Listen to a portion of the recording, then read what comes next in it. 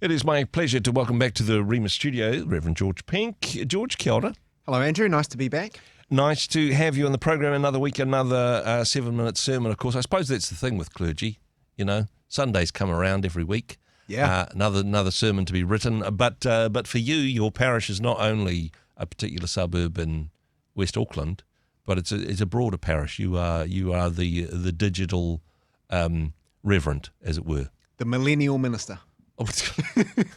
Is that just a fresh one, or is that one that you've practiced beforehand? Because you get business cards with that. Well, I was thinking it might be like an Instagram handle. Yeah. I'm not confident enough to actually do it, but Yeah. the podcasting priest, Yeah, well, that could work too. Eh? all of these opportunities. Now, today, the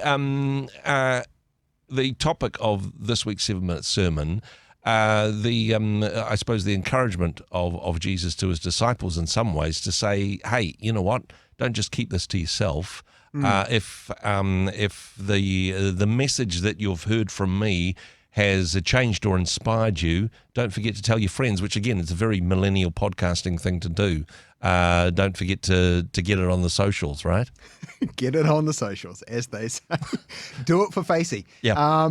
But yeah, the title of this week's sermon is Go and Tell, and it's sort of inspired by that primary school thing of show and tell. Oh, yeah. I presume they had that even back in your day, Andrew? Yeah, I know they did. They did. I used to this will come as a surprise to you, George, but I used to bring some weird stuff to show and tell. Really? Yeah. Wetters, often wetters, or this probably shouldn't say that on the radio because they're a protected species and everything, but I brought them along in an ice cream container. Wow. Wolf spiders. Were they living? Yeah, they were alive. Yeah. Okay. That is weird. Yeah, it is. What's the weirdest thing you bought to show and tell? Oh, I don't know. It was like something that my granddad had handed down, or like, something which had meaning to me and that I thought was cool and had a bit of a story behind it. It's much more sensible. Not creepy crawlies. I put the creepy in creepy crawlies. Anyway, back to this week's 7-minute sermon. Yeah, so all that to say, it's not show and tell, it's go and tell. Go and tell, And specifically, we're thinking about a story from the Gospel according to Luke in chapter 8. There's this guy who is being possessed by demons, and he's real outcast at the time. Luke tells us that this man is homeless and naked. He's living in the tombs outside the town. Wow. But then when he meets Jesus, well, spoiler alert, but his story changes. Yeah. Jesus heals him, and then he wants to go with Jesus. But the Lord tells him something very interesting. He says, no, go and tell people what the Lord has done for you. Yeah. And I think that is, really interesting that Christ, that's his response. Yeah. Like his, he goes straight from this healing to like being an evangelist, because he goes all through the town telling people about the things that the Lord has done. Hopefully put some clothes on first. In fact he did, because He did, good. Because Luke also tells us that the other people in the town, they come out to see what's happened, right? Yeah. And they see this guy fully clothed and perfectly sane, sitting at the feet of Jesus. And what a wonderful testimony in that regard. I just wanted to contrast, though, because, I mean, this is quite different than what Jesus says to other people, particularly in Mark's gospel. It's more like, shh, don't tell anyone about this. But in this particular passage in Luke's gospel, it's go tell the world on this one. And somebody who's had such an amazing spiritual transformation is going to have a lot of things to be praising God for, and that sort of enthusiasm.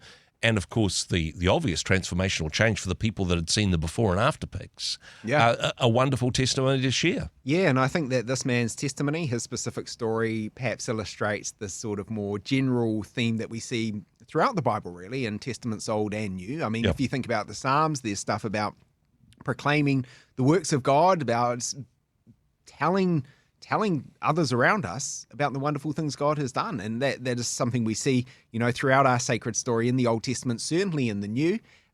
Post his resurrection, Jesus says some very specific things about going and telling the world. Yeah. Passage from Matthew that we usually refer to as the Great Commission. That's what I thought this one was about, actually, that God go and tell them, this will be the Great Commission. But no. It's the same message, essentially, isn't it? It is the same message. Perhaps this is a specific example of somebody who had their life transformed by Christ in the New Testament, who then puts that into practice, if you like. Yeah. Puts into practice slightly earlier than when Jesus gave that Great Commission. Yeah. But But whether it's this guy in Luke chapter 8 or whether it's our lives today, 2,000 years later, I think the same thing applies. It does. And honestly, if you're not naked, demon-possessed and homeless, you don't get off the hook here. This does apply to people in other categories.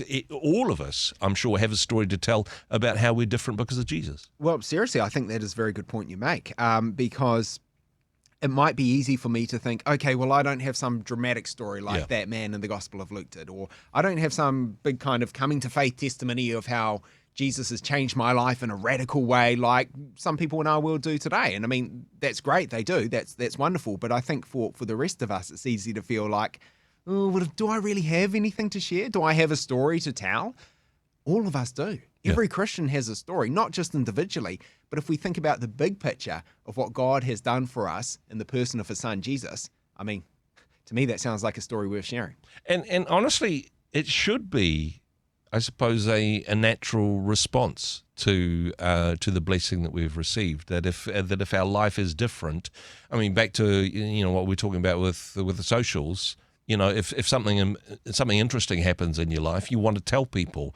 I mean, beforehand we just talk to people. Now, of course, we've got all these social media ways of doing things. And hey, joking aside, social media is a great way of communicating your faith, of sharing your testimony with friends and family members, perhaps who might not share your faith. Yeah.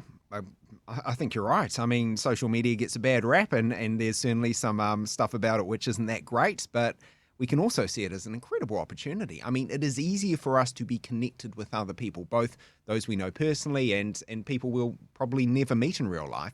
It is easier for us now with this sort of technology, you could say, to share messages of faith, hope, and love than it ever has been in the history of the church over those 2,000 years. So, for me personally, that's an opportunity I'm excited about, and it's one I think that we should use wisely. And hey, there's a bit of a challenge on this one, actually, because different people have different sort of rules and protections in their social media, and there's some good reason for that. But if somebody looked at your social media profile and they looked at the sort of things that you posted, is there any evidence there that you're actually a Christian?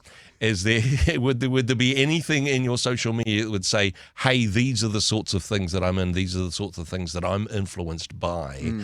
Hey, bit of a challenge to all of us. I'm not saying that you should just sort of post Jesus memes and that's the only thing that you do on social media, but there should also be included in that perhaps a communication of your faith and of what Jesus has done in your life, right? Yeah, I mean, feeling convicted. If I'm so ready to share about the Warriors, if I'm posting photos of the latest Warriors game I've been to, I'm an evangelist for them. Am I evangelist for what really matters? George, it is certainly a challenging passage for all of us, I think, certainly looking forward to this week's 7-Minute Sermon. Thanks for joining us. Thanks, Andrew. Hey, thanks very much for joining us in the Rhema studio. Thanks very much for watching the interview. It's kind of nice to have an audience, actually. And if you did like what you watched, then do give us a like, do give us the thumbs up. And if you'd like to see more interviews like that one, or perhaps even better, subscribe and those interviews will come straight to you. Don't forget to turn on your notifications, and we'll see you in the next one. Cheers.